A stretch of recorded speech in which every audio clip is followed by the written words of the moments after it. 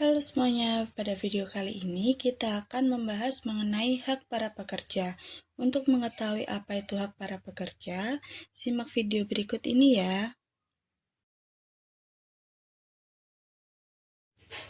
Apa sih hak para pekerja itu? Jadi, hak pekerja merupakan salah satu penerapan dari prinsip keadilan dalam bisnis.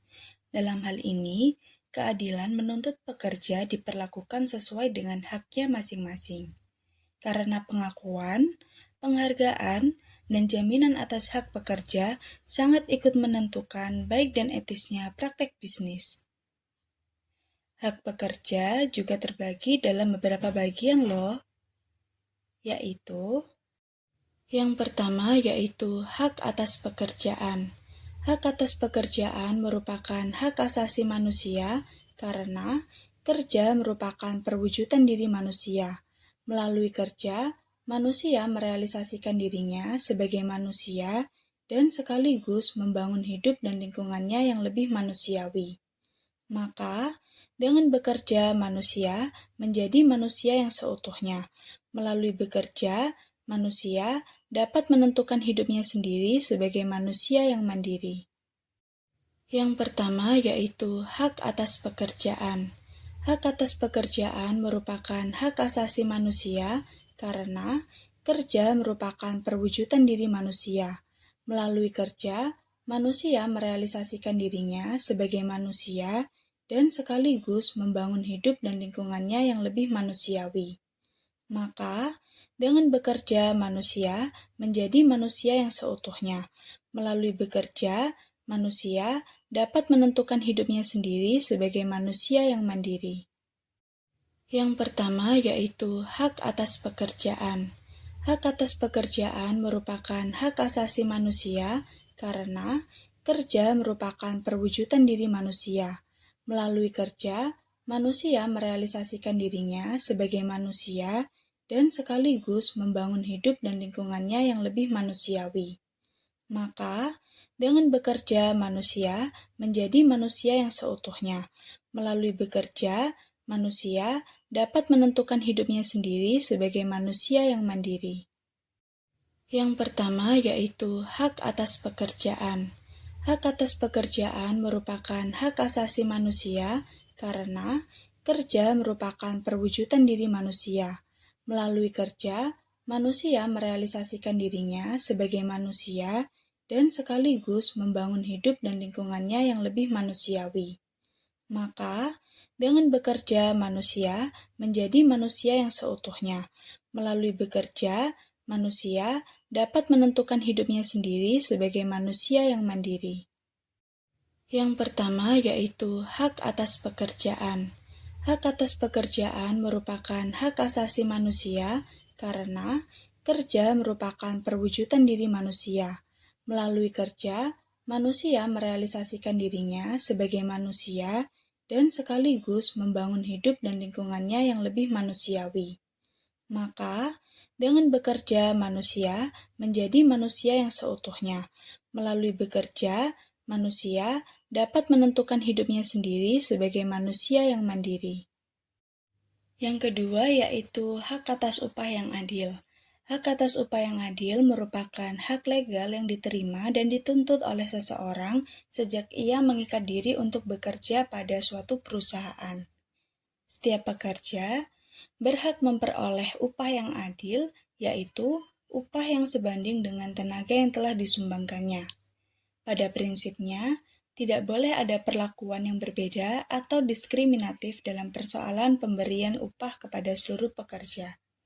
Dengan kata lain, harus berlaku prinsip upah yang sama bagi pekerjaan yang sama. Hak untuk berserikat dan berkumpul. Hak ini bertujuan untuk memperjuangkan kepentingannya, khususnya hak atas upah yang adil. Pekerja harus diakui dan dijamin haknya untuk berserikat dan berkumpul, bersatu memperjuangkan hak dan kepentingan semua anggota mereka. Dengan hak untuk berserikat dan berkumpul, pekerja dapat bersama-sama secara kompak memperjuangkan hak mereka yang lainnya, khususnya atas upah yang adil adalah salah satu dasar moral yang penting dari hak untuk berserikat dan berkumpul. Selanjutnya, hak atas perlindungan keamanan dan kesehatan. Dalam bisnis modern saat ini, semakin dianggap penting bahwa para pekerja dijamin keamanan, keselamatan, dan kesehatannya. Karena itu, pekerja diasuransikan melalui asuransi kecelakaan dan kesehatan. Perusahaan punya kewajiban moral untuk menjaga dan menjamin hak ini, dengan mencegah kemungkinan hidup pekerjanya terancam dengan menjamin hak atas perlindungan keamanan, keselamatan, dan kesehatan kerja. Selanjutnya, hak untuk diproses hukum secara sah. Hak ini berlaku ketika seorang pekerja dituduh dan diancam dengan hukuman tertentu karena diduga melakukan pelanggaran atau kesalahan tertentu. Pekerja tersebut wajib diberi kesempatan untuk mempertanggungjawabkan tindakannya, dan jika ternyata tidak bersalah, wajib diberi kesempatan untuk membela diri. Hak atas rahasia pribadi. Perusahaan punya hak tertentu untuk mengetahui riwayat hidup dan data pribadi dari setiap karyawan. Tetapi, karyawan juga punya hak untuk dirahasiakan data pribadinya. Bahkan, perusahaan harus menerima bahwa ada hal-hal tertentu yang tidak boleh diketahui oleh perusahaan dan ingin tetap dirahasiakan oleh karyawan. Hak untuk diperlakukan secara sama. Semua pekerja pada prinsipnya harus diperlakukan secara sama dan adil. Jadi, tidak boleh ada diskriminasi. Hak atas kebebasan suara hati. Hak ini menuntut agar setiap pekerja harus dihargai kesadaran moralnya. Ia harus dibiarkan bebas mengikuti apa yang menurut suara hatinya adalah yang terbaik. Pekerja tidak boleh dipaksa melakukan tindakan yang menurutnya tidak baik atau mungkin baik menurut perusahaan. Jadi, pekerja harus dibiarkan bebas mengikuti apa yang menurut suara hatinya adalah hal yang baik. Seperti halnya manusia memiliki kebebasan untuk memilih konsekuensi tindakan yang dilakukannya. Manusia juga diberikan pilihan untuk mempertanggungjawabkan tindakannya. Keluhuran manusia terletak pada kemampuan untuk membedakan antara apa yang baik dan tidak baik. Kemampuan untuk membedakan tersebut disebut dengan suara hati. Studi kasus. Kontraktor Agawi Studio adalah perusahaan perseroan yang bergerak dalam bidang usaha jasa konstruksi yang berdiri sejak tahun 2000. Perusahaan menerapkan dua sistem pembayaran upah kepada para pekerjanya. Sistem pertama untuk pekerja kantor dengan pembayaran upah sebesar 1.400 per bulan. Sistem kedua untuk pekerja lapangan tukang dengan pembayaran tugas harian. Terdapat kasus pada perusahaan ini, yaitu keterlambatan pembayaran upah untuk pekerja administrasi yang telah bekerja selama 2 tahun. Sejak tahun 2013 detailnya pernah mengalami 2 kali keterlambatan pembayaran upah pada periode tahun 2013 sampai dengan 2014 dengan rata-rata keterlambatan selama 7 hari. Sedangkan untuk pekerja lapangan yang telah bekerja kurang lebih 6 tahun sejak perusahaan ini berdiri sejak tahun 2009, setidaknya pernah mengalami keterlambatan pembayaran upah sebanyak 6 kali untuk periode tahun 2011 sampai dengan 2013 dengan rata-rata keterlambatan 5 hari.